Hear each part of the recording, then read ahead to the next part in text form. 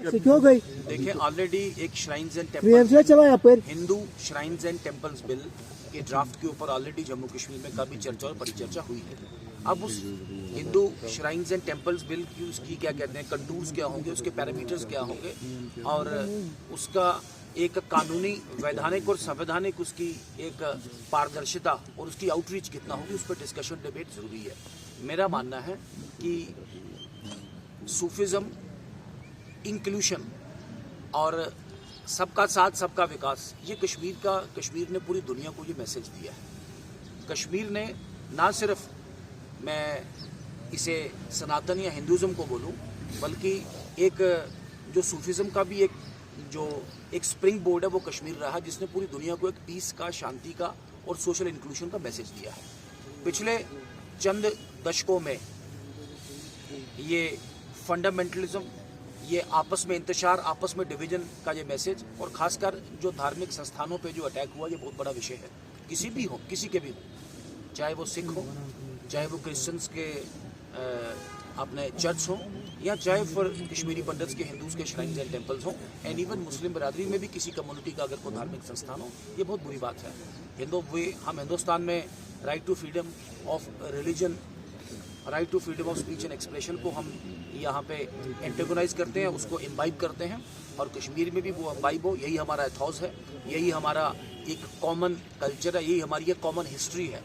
आपके ध्यान ले जाऊँ कि मौलाना अबुल कलाम आज़ाद, जिन्होंने इस डिवीजन को अपोज करते हुए जो उनका वो जो स्पीच है, उस स्पीच को मैं फिर दोबारा आपके सामने रिप्रोड्यूस करूँगा कि we can not afford to leave a common history, we can not afford to leave a common culture, we can not afford to leave behind a common legacy also. तो ये common history, common culture, common legacy को हट के ये जो एक narrative, मैं narrative तो नहीं बोलूँगा, मैं बोलूँगा एक मिसलीडिंग नैरेटिव, एक डिविसिव नैरेटिव बनाने की कोशिश की है। हम सभी को इसको डिस्पेल करना, हम सभी को इसको तोड़ना, हम सभी को इसको रिफॉर्म करना और एक इंक्लूसिव एक सिस्टम पॉलिटिक्स है, हम सब इसके Mr. Sharma, you have accused I have a national question conference regarding the Sufism. You talk about the Sufism and you talk about the religious part. When we go through the background of Kashmir history, we have a vast background with Sufism and this Rishi Munis. Exactly. There are so many canvases when we talk about the different part of especially the other stages of Kashmir. Absolutely. They believe that this stage has been totally evacuated now, and there are some people, those who believe that this is not come up. But you said that the connectivity is very close and very near to the all people of religion. How do you see that? I started my keynote address on the very much cardinal point that Kashmir will be a cradle of, a moot point of the confluence of all the thoughts. You see, I personally believe that God is one. Your way may be different, my way may be different. This is what Kashmir taught to each and everybody and to the world across.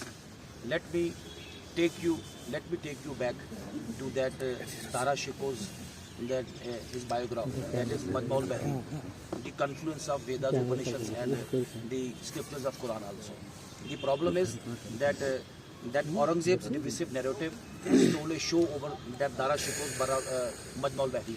So this is what Kashmir encapsulates. I said, and this is what the Bharat Sarkar said, सबका साथ and सबका विकास. It never said Vikas of a particular religion, particular sect or of a particular community. This is what Kashmir has to stand for. This is what Kashmir stands for. Mr. Sharma, you have accused National Conference of being complicit in the killing of their own workers. Can you elaborate on that? How are you basing this allegation? Are you agreeing with the number 10,000 you have mentioned that has been killed? और दूसरी बात, the BJP leaders, there were some ugly scenes in the assembly, but some of the BJP leaders have also targeted a tribal community regarding a certain thing in Jammu, and then they have also used very derogatory languages against each other. How do you see it? Sir, in addition to this आपने शांति लाने की बात की, but recently अभी मतलब दुखी खबर आई एक JOC के शहीद होने की इतला आई है इन्फिल्ट्रेशन बिड में, और इसी तरह इनकाउंटर किश्तवाड़ में इनकाउंटर लगातार जारी है। जम्मू जहाँ पे कभी मतलब दंगे फसाद वो चीज़ें नहीं दिखती थी, गैंग वार्स, कल वो भी रिसेंटली देखने को मिले। तो क्या ये आपके लिए एक बड़ी चुनौती रहेगी जम्मू में शांति लाने की? जिस कम्प्लेक्सिटी की आपने बात की, जटिलता की बात की, ये नेशनल कॉन्फ्रेंस खुद कहती है कि हमारे 10,000 वर्कर मारे। तो मैं ये स्पष्ट करना चाहता हूँ कि वो 10,000 वर्कर्स कब मारेंगे? दौर नेशनल कॉन्फ्रेंस हुकूमत के मारेंगे। फारूक अब्दुल्ला साहब चीफ मिनिस्टर रहे, उमर अब्दुल्ला साहब चीफ मिनिस्टर, क्यों मारेंगे?